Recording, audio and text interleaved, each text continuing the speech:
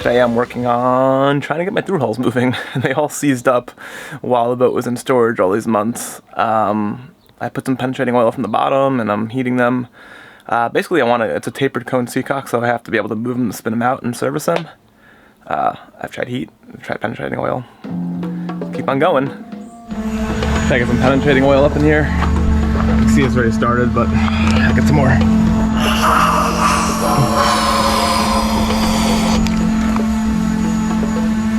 Luckily the valve's open a little bit, so I can hopefully get some in there and make it work loose.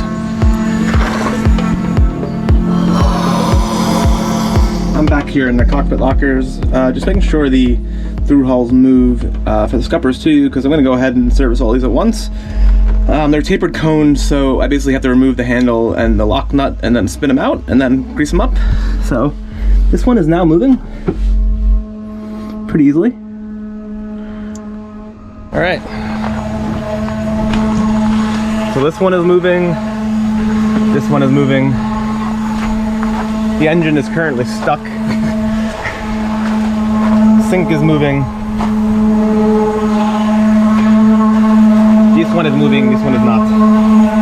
And the reason I'm tacking this now, if there's any issue with the thru-hulls, I will change the fairing job I'm doing. So I don't want to clean this up. We don't want to clean that up until we know the thru-hulls are all good in there. So it's sort of an order of operations thing. You can see the rest of the hull has started to get faired, but we've left these for now.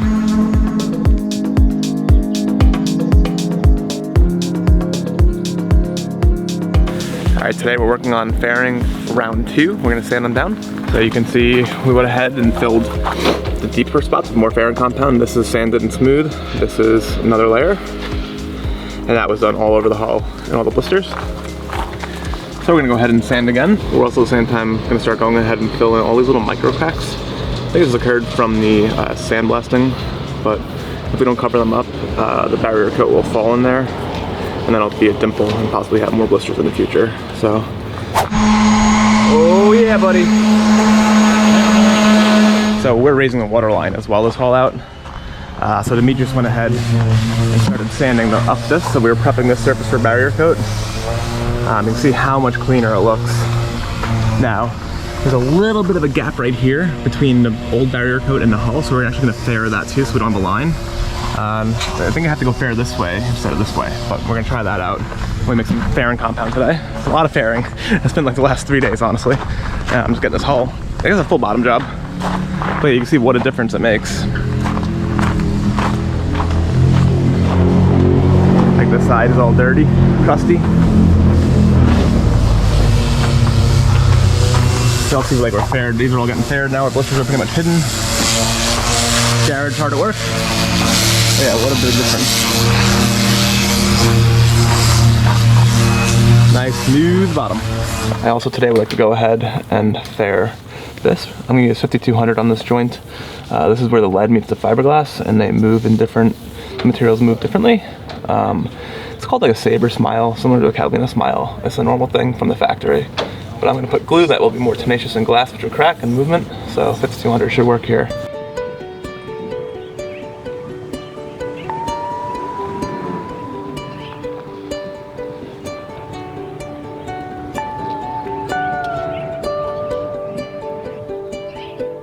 I'm at the boatyard, procrastinating from grinding the keel. I don't really feel like doing that. So today I'm going to try to install this digital temperature relay.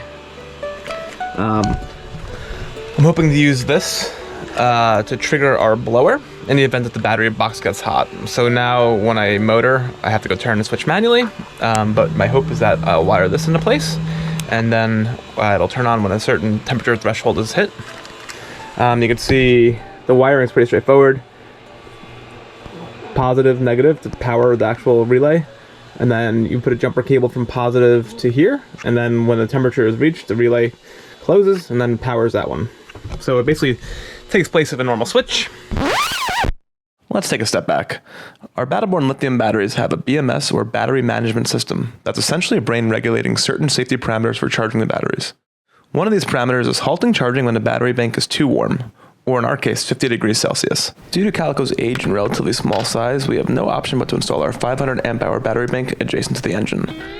We were routinely hitting 50 Celsius while motoring the nearly 3,000 miles in the extreme warmth of the Central American summer, an issue we never faced while sailing in North America.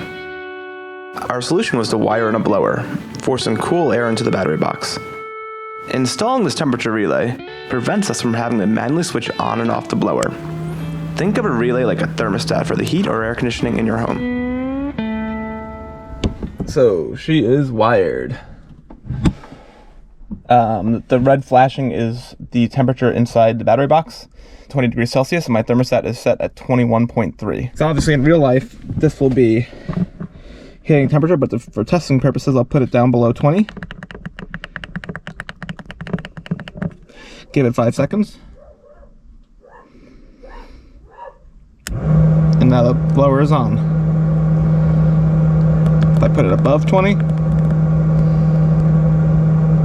give it 5 seconds again. Off. So I'm gonna set it to 40 degrees because that's where the batteries start getting too hot.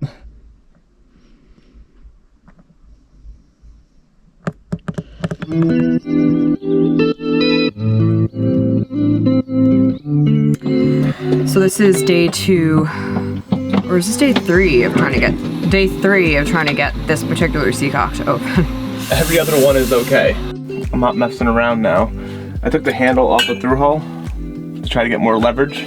So I'm getting a wrench, popping that on, have a breaker bar, and now I can really apply force.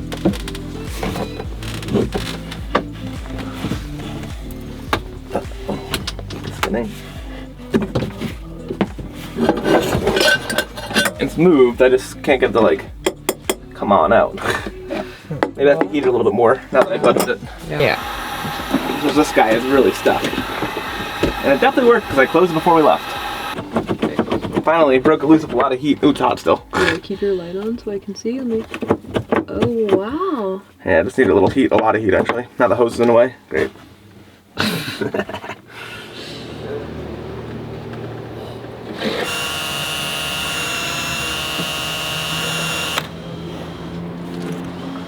Getting nice and cleaned up. Not perfect, but looks nicer. Yeah, it looks way better. The most important part is this valve for lapping. So I'm going to do that in a little bit. But first I wanted to get these all cleaned up. Yeah. That's amazing. Night and day.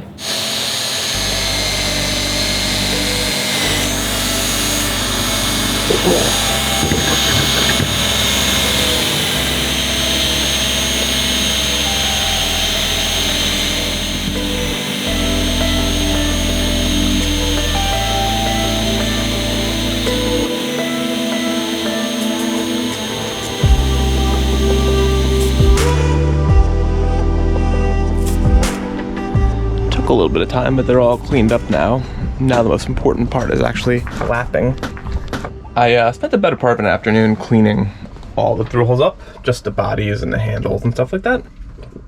I went ahead and marked what each one is, but the next step is to clean the valve body and also that and the valve with some mineral spirits or degreaser, whatever I can find here in Mexico. And then we're gonna apply, you see some scratches and stuff on there, so I'm gonna lap them, which is basically like a form of wet sanding. So you put it in there, rotate this 10 times, fully through 360, and then 10 times the other way, and it should have a nice, clean, smooth surface for then lubricating and putting back in. Yeah, of course the thru-hulls are never in an easy place, so the biggest thing is always access. This would be easy on a bench, but it's gonna take some boat yoga to get there, but I only have 7 of them to do, so it's not too bad. Yeah, so the first step is just degreasing, get everything cleaned, and then I'm gonna go ahead and lap, so here we go. I've been trying in vain for a day to show you guys how to service these thru-hulls. It's not in locations conducive to filming.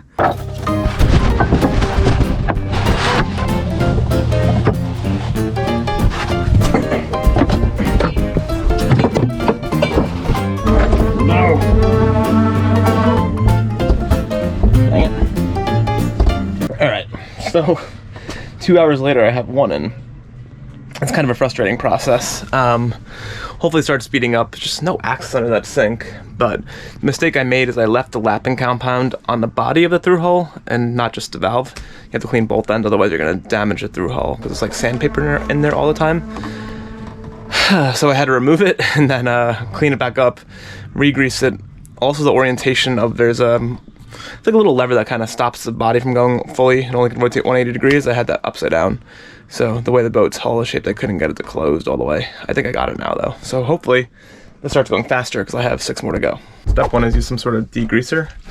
I have my total degreasant on both the valve and the body that's in the boat, the thru-hull body. That's just to clean it up, get any residual grease off before we start lapping it.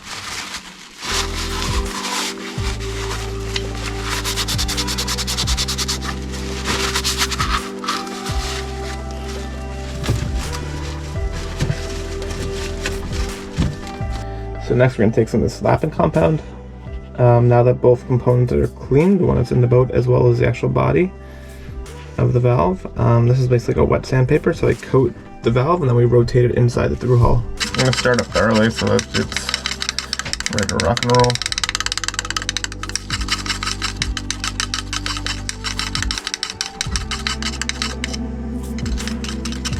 Okay.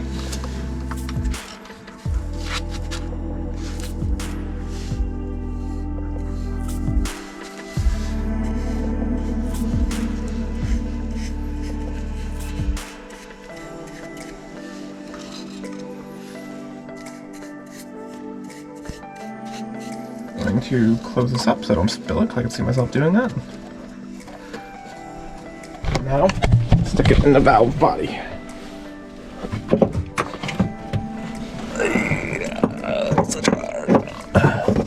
Okay, so pull it towards me.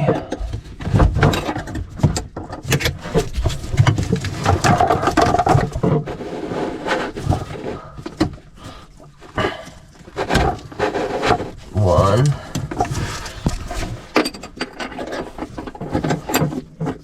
Okay, that's how it came out of the lapping compound. I did it 10 times each direction. Clean her up and let's see how she looks. Okay, so you can see it looks better. This is the valve opening. They said not to bother sanding that because you're going to remove more metal than is necessary, but what you're looking for is a smooth contact across the whole thru-hull, like 90%. So this looks good. I got to clean up the valve housing, get rid of all that sanding because it will damage it over time if we leave the lapping compound in there. Every time we open and close, we'll be removing metal. Clean that up, and then the next step is going to be to grease it up and fit it. This is the easy part. You just have to kind of make sure that the valve body is adjusted properly. There's like a little lock doohickey, and depending on how the thru-hull throws to open, just make sure you have it on the right side. So I'm going to go ahead and grease this whole thing up, shove it in, and then reassemble it. Assembly is pretty easy. There's this big washer, and then there's a nut that'll hold it in place, and then there's one more lock nut, kind of similar to a stuffing box, where it just tightens so the washer can't come undone.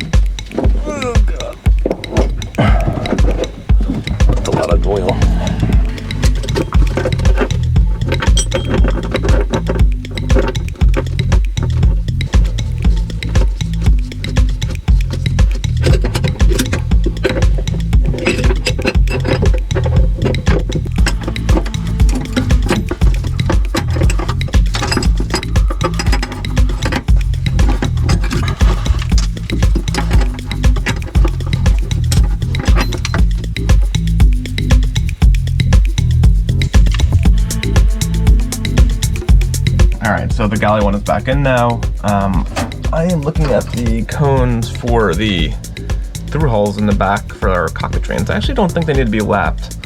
Lapped is more of a thing you do when they've been improperly maintained. Like you see when there's a lot of wear and tears for the engine. But because these don't get exercised too frequently, they're for our cockpit drains, which we really don't ever close them because the rain comes through. So it's only really if we're maintaining a hose back there, or one time I split a hose and I had to close it. So I think I'm just gonna go ahead and clean them and then grease them and pop them back in. That'll save a little bit of time. But the engine one certainly needs to be lapped because you can just see all the inconsistent wear on it. Getting there, 3 more left. Turned to a bigger project than I thought. It's taking me a couple days. I got this one all cleaned up. It's in pretty good shape, so I'm just gonna grease her up and put her back in the locker.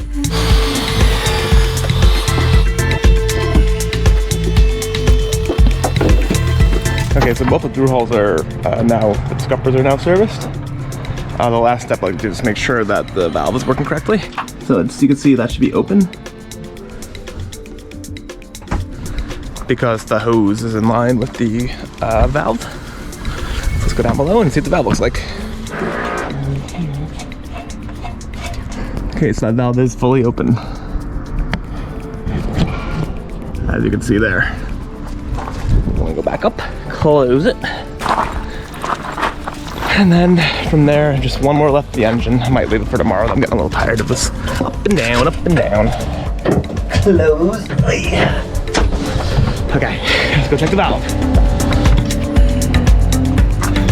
Fully seated and closed. You see the bronze is right there. So that's good, that means I orientated it properly. That's what I wanted to check for. All right, just one more at that engine. Whew.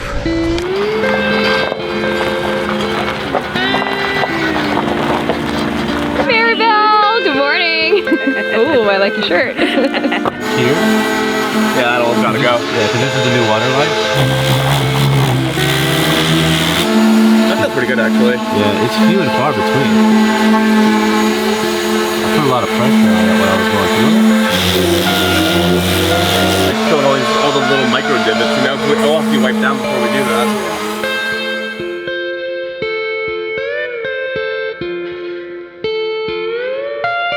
It's another morning of the sanding fairing cycle, the process to fix our blisters.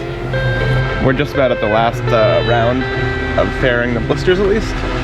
You can see the darker green is sort of the areas that need to be sanded back. Like this one, for instance, is done. You can feel there's absolutely no gap or anything. Absolutely no gap here. So Grace is wiping down the hull with this Total Boat wax remover. The reason we're doing this is to remove all the dust from sanding. We're doing the hull because there's all these little pits like that the barrier coat will fall into. So what we're gonna actually wind up doing is basically doing a light skin across the entire hull so that our barrier coat doesn't fall in, because I don't wanna have a crack in the barrier coat, which is the epoxy layer that keeps the water out of the hull. So we're gonna go ahead and just skin the whole thing and have a nice smooth surface to start applying our barrier coat and paint to. See all the dust coming off, eh?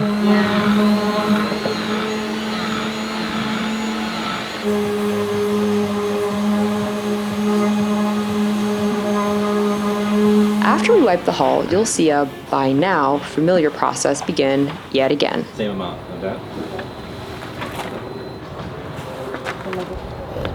Right there. Oh, okay. You could use that.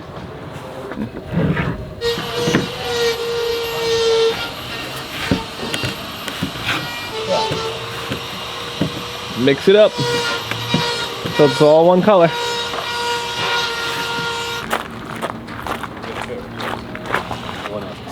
So it looks like this. Kind of want to do. Got me. Good. I know I sound good, but I actually feel better. Yeah, that's good. Right.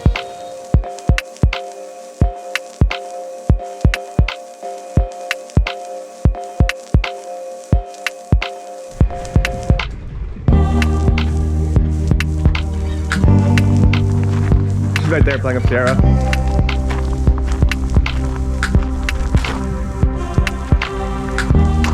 Pretty sunset.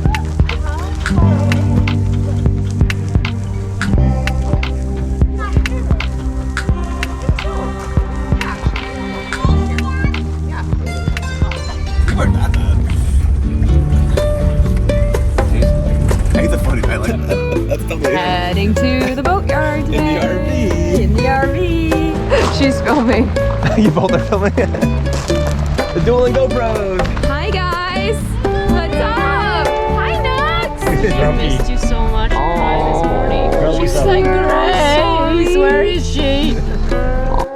gonna change my Taylor's travel shirt because I know I'm about to get dirty. And I know Taylor would greatly appreciate me wearing her shirt around and do dirty work. Hi, I'm Taylor. I travel. Come on, you bitch. Oh no. Alright, well, time to get more heat on it. That thing is ain't budging. Your hose is stuck too? These sanitation hoses are like the worst. You gotta heat them up, but they're so tenacious. Nothing's easy. Just sit it overnight with grease again. Oh, come on. Why won't you work with me? Uh-oh. What was that? Oh, I just pulled the thing off the wall. Really? Yeah, it's fine. Defensive loop. We don't need that. Come on, you bitch. And tell me what stuff we got. I used to do this stuff on my own boat. Alright, come on, you little bitch. Did you get it? There's room to maneuver in my boat. So. Okay. You see? What you working with there? Did you put your headlamp on it? I don't even know what I'm looking at. Nothing good. I'm gonna pretend that's not poop in the hose. Oh, honey. I thought you said that would be dry. I mean, it's dry. I don't know what it is. Poop. It's not poop, it's some brand.